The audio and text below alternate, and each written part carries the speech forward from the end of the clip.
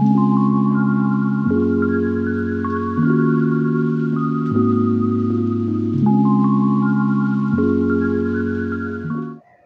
শিক্ষার্থী বন্ধুরা, আমি মোস্তফা কামাল পাথওয়ে টিউটোরিয়ালের আজকের ক্লাসে স্বাগত জানাচ্ছি সকলকে।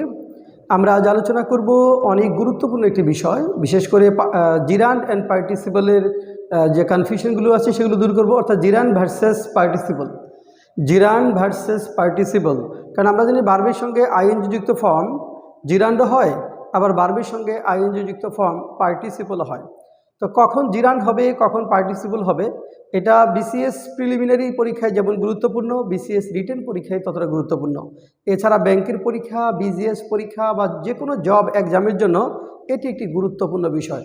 আমরা আজ আপনাদের ক্লিয়ার করব যে কখন ভার্বের সঙ্গে আইএনজি যুক্ত ফর্মটি জিরান্ড হবে এবং কখন সেটি পার্টিসিপল হবে।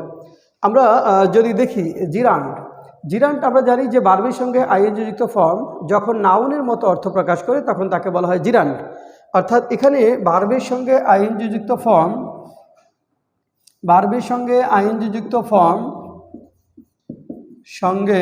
আইএনজি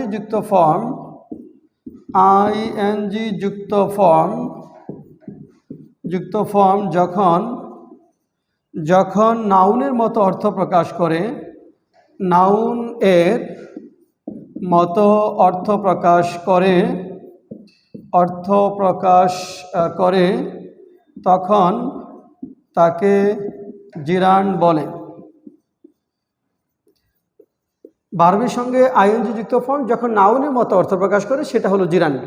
আইএনজি যুক্ত ফর্ম নাউনের মতো অর্থ হতে হবে। নাউনের মতো অর্থ কি? নাউন যেমন বাক্যের সাবজেক্ট হিসাবে বসতে পারে, জিরান্ডটা বাক্যের সাবজেক্ট হতে পারবে। নাউন যেমন বাক্যের অবজেক্ট হতে পারে, জিরান্ডটা অবজেক্ট হতে পারবে। এবং জিরান্ড শব্দের বাংলা অর্থে দ্বিত্ব উচ্চারণ হবে না, যেমন চলতে চলতে যেতে এরকম হবে না। জিরান্ড বাক্যের শুরুতে থাকলে একটি ভার্ব দ্বারা সাপোর্টেড হয়। দেখেন, তাহলে ভার্বের সঙ্গে আইএনজি যখন নাউনের মতো অর্থ প্রকাশ করে, যেমন আমি এরকম যদি বলি যে এখানে যদি বলা হয় যে walking on the ice is difficult. দেখেন, এখানে বরফের উপর দিয়ে হাঁটা কঠিন, তাহলে এটা হলো আমাদের জিরান্ড। শব্দের অর্থটা, ওয়াকিংয়ের অর্থ হলো হাঁটা মানে হাঁটার কাজ, নাউনের মতো ব্যবহৃত হয়েছে। এখানে একটা জিনিস খেয়াল রাখতে হবে যে জিরান্ড বাক্যের শুরুতে থাকলে একটি ভার্ব দ্বারা সাপোর্টেড হয়। এখানে আমরা যদি বলি যে জিরান্ড বাক্যের শুরুতে থাকলে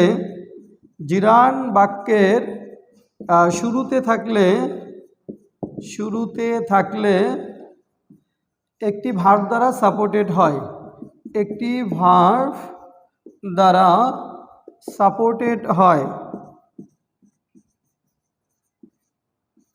দেখেন, জিরান্ড বাক্যের শুরুতে থাকলে একটি ভার্ব দ্বারা সাপোর্টেড হবে। এখানে এই ইজ ভার্বের সাবজেক্ট হলো জিরান্ড।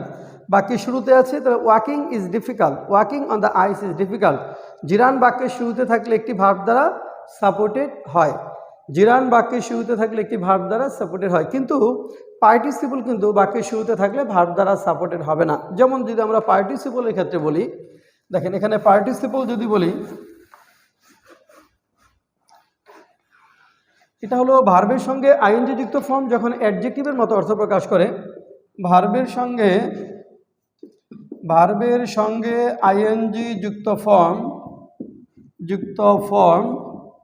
যখন অ্যাডজেক্টিভের মতো অর্থ প্রকাশ করে, অ্যাডজেক্টিভ এর মতো অর্থ প্রকাশ করে।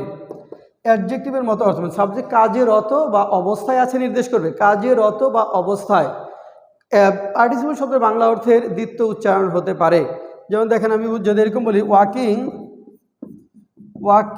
a few kilometers they have come here,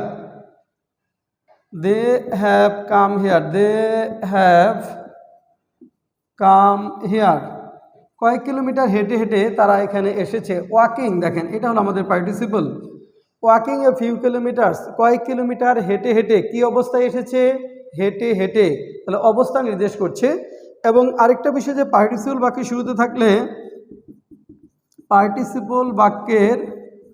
শুরুতে থাকলে শুরুতে থাকলে কোনো ভার্ব দ্বারা সাপোর্টেড হয় না, ভার্ব দ্বারা সাপোর্টেড হয় না, সাপোর্টেড হয় না। পার্টিসিপল বাক্যের শুরুতে থাকলে কোনো ভার্ব দ্বারা সাপোর্টেড হয় না। পার্টিসিপল বাক্যের শুরুতে এখানে দেখেন বাক্যের শুরুতে পার্টিসিপলের কিন্তু কোনো ভার্ব নেই। এই বাক্যের ভার্ব কোনটা? হ্যাভ কাম হলো আমাদের ভার্ব, এর সাবজেক্ট হলো দে, দে হলো সাবজেক্ট এবং তার ভার্ব হলো হ্যাভ কাম। তাহলে এই ওয়াকিংয়ের কোনো ভার্ব নেই। তাহলে পার্টিসিপল কারণ অ্যাডজেক্টিভের মতো অর্থ দেয়, পার্টিসিপল যেহেতু অ্যাডজেক্টিভের মতো অর্থ দেয় কাজেই পার্টিসিপল কোনো ভার্ব দ্বারা সাপোর্টেড হবে না। কিন্তু নাউন বাক্যের শুরুতে থাকলে একটি ভার্ব দ্বারা সাপোর্টেড হয়। আরেকটা বিষয় এখানে মনে রাখতে হবে যে পার্টিসিপল শব্দের বাংলা অর্থের দ্বিত্ব উচ্চারণ হতে পারে। দ্বিত্ব উচ্চারণ মানে যেমন হাঁটতে হাঁটতে, নাচতে নাচতে, খেতে খেতে, যেতে যেতে, এরকম।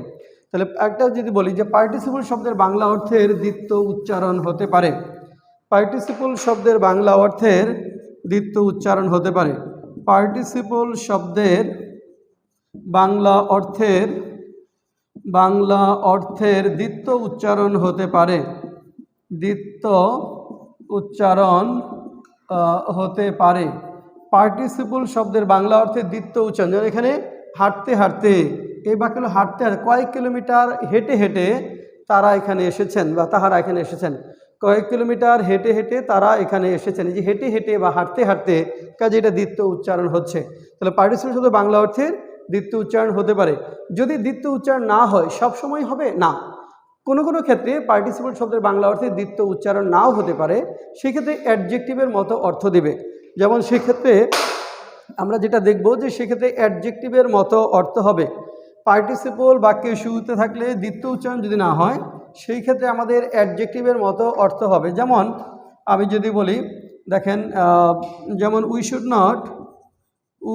Should not get off from a running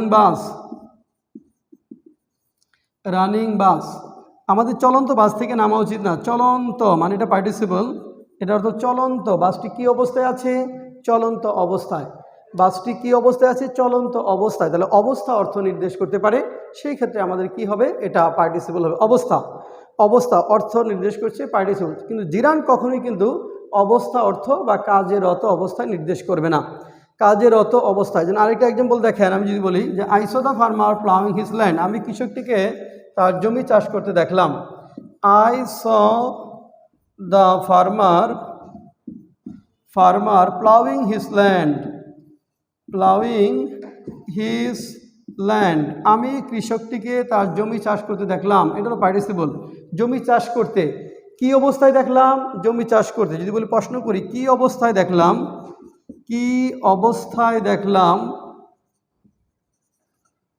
তো জমি চাষ করা অবস্থায়, জমি চাষ করা অবস্থায়। কি অবস্থায় দেখলাম? জমি চাষ করা অবস্থায়। অবস্থা অর্থ নির্দেশ করলে সেটি হবে পার্টিসিপল। তাহলে এখানে প্লাউইংটা হলো পার্টিসিপল। এবার জিরান যদি আমি শেষে আপনাদের দেখাই, দেখেন জিরান যদি আমি শেষে দেখাতে চাই যে জিরান কিভাবে হবে, জিরান যদি আমি শেষে দেখাতে চাই সে যে আমরা অনেকেই দেখেন যে many of us like reading novels, many of us like reading Nobel, many of us like reading Nobel, আমরা অনেকেই উপন্যাস পড়া পছন্দ করি। উপন্যাস পড়া জিরান মানে উপন্যাস পড়ার কাজ। কি পছন্দ করি? উপন্যাস পড়া। কি দ্বারা প্রশ্ন করলে যে উত্তর পাওয়া যায় সেটা অবজেক্টটা সাধারণত জিরান্ড হবে। কি পছন্দ করি, যদি প্রশ্ন করি কি পছন্দ করি, তাহলে উপন্যাস পড়া, তাহলে পড়া, তাহলে এখানে উত্তর পাওয়া যাচ্ছে। তাহলে অবজেক্টের মতো, এখানে রিডিংটা অবজেক্টের মতো ব্যবহৃত হয়েছে, অবজেক্ট এর মতো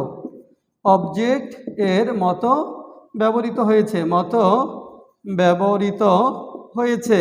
তাহলে যখন একটা আইনযুক্ত শব্দ ভার্বের সঙ্গে আইনযুক্ত ফর্ম যখন সাবজেক্টের মতো ব্যবহৃত হবে অথবা অবজেক্টের মতো ব্যবহৃত হবে সেটি হবে জিরান। তাহলে এখানে এই রিডিংটা হলো জিরান। এখানে কিন্তু দেখেন many of us reading Nobel, আমরা অনেকে উপন্যাস পড়া পছন্দ করি, এরকম বলা যাবে না যে উপন্যাস পড়তে পড়তে পছন্দ করি, এমনটা বলা যাবে না। আরেকটা এক্সাম্পল যদি আমরা দেখি, দেখেন কিন্তু এরকম যদি বলি যে the man fail asleep reading a Nobel, দেখেন এখানে এ দিয়ে দেই, the man fail অ্যাসলিভ reading a novel, এটা হলো পার্টিসিপল, অর্থাৎ একটি উপন্যাস পড়তে পড়তে লোকটি ঘুমিয়ে পড়েছিল। উপন্যাস পড়তে পড়তে লোকটি ঘুমিয়ে পড়েছিল, কি অবস্থায় ঘুমিয়ে পড়েছিল? পড়তে পড়তে, তাহলে অবস্থা অর্থ নির্দেশ করছে। কাজে বা অবস্থায় অর্থ থাকলে সেটা হয় পার্টিসিপল। তাহলে এই রিডিংটা হলো আমার জিরান্ড, হ্যাঁ, আর এই রিডিংটা হলো পার্টিসিপল। এটা হলো অবজেক্টের মতো ব্যবহৃত হয়েছে, আর এটা হলো কাজের অর্থ বা অবস্থা অর্থ নির্দেশ করছে। তাহলে জিরান্ড শব্দের কখনোই দ্বিতীয় উচ্চারণ হবে না, জিরান্ড নাউনের মতো অর্থ দিবে। আর জিরান্ড দ্বারা অবস্থা নির্দেশ করবে না, কিন্তু পার্টিসিপল দ্বারা অবস্থা নির্দেশ করবে।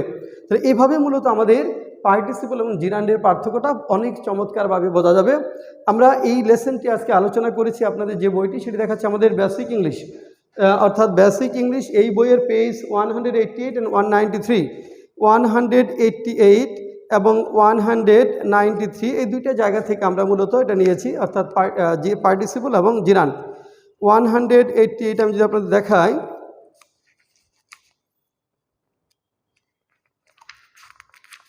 আহ 188 এখানে রয়েছে আমাদের বইয়ের লেসন 34, এটা হলো পার্টিসিপল। এখানে পার্টিসিপল আমরা ডিটেলস বলেছি, present participle, past participle, perfect participle, অসংখ্য এক্সাম্পল দিয়েছি। এবং পেজ 193তে হলো আমাদের জিরান্ড, কীভাবে জিরান্ডগুলো ধরতে হবে, কোন কোন শব্দের পরে জিরান্ড হবে, এই বিষয়গুলো আমরা ডিটেলস অনেক এক্সাম্পলের মাধ্যমে নিয়ে এসেছি। কিভাবে আমরা পার্টিসিপল এবং জিরান্ডটা পড়বো, আপনার বেসিক ইংলিশের এই বইটি পড়তে থাকেন। বইটি প্রকাশ করেছে গীতাঞ্জলি প্রকাশনী, নীলক্ষেত, ঢাকা। এটা আপনারা সারা দেশেই বড় বড় লাইভগুলোতে পাবেন, বা নীলক্ষেত থেকেও কুরিয়ার করে নিতে পারবেন। আর বই না পেলে আমাদের সাথে আমাদের কমেন্টসে আপনারা কমেন্টস করতে পারেন, অথবা আমাদের page, Facebook page @Pathway tutorial, আমাদের ফেসবুক পেজ @পাথওয়ে টিউটোরিয়াল,